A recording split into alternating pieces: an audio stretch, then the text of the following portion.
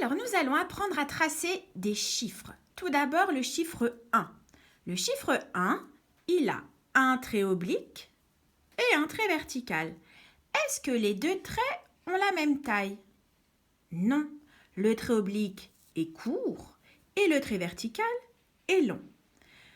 Alors, je vais commencer par poser mon doigt dans la farine. Et je vais faire un petit trait oblique qui monte. Je laisse mon doigt dans la farine et là, je vais faire un long trait vertical qui descend. Et voilà le 1. Maintenant, nous allons apprendre à faire le 4.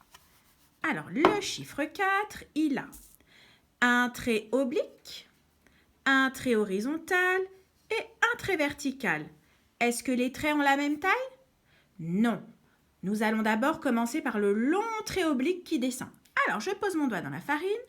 Je vais faire un trait oblique qui descend vers la gauche. Comme ça. Je laisse mon doigt dans la farine et maintenant, je fais le trait horizontal. Et là, je vais enlever mon doigt de la farine. Je vais le repositionner au-dessus de la ligne horizontale et je vais faire un petit trait vertical. Et voilà le 4. Pour terminer, nous allons tracer le 7.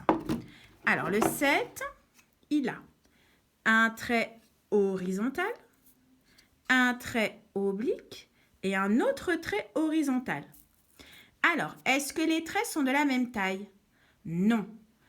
Le trait horizontal est plus grand que le deuxième trait horizontal, et la ligne oblique, elle est très grande. D'accord? Donc, on va d'abord commencer par faire le trait horizontal du haut.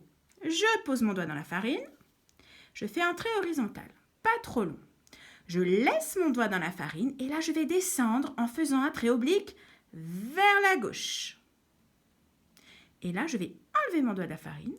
Je vais le mettre au milieu de la ligne oblique et je vais faire un petit trait horizontal. Voilà mon chiffre 7.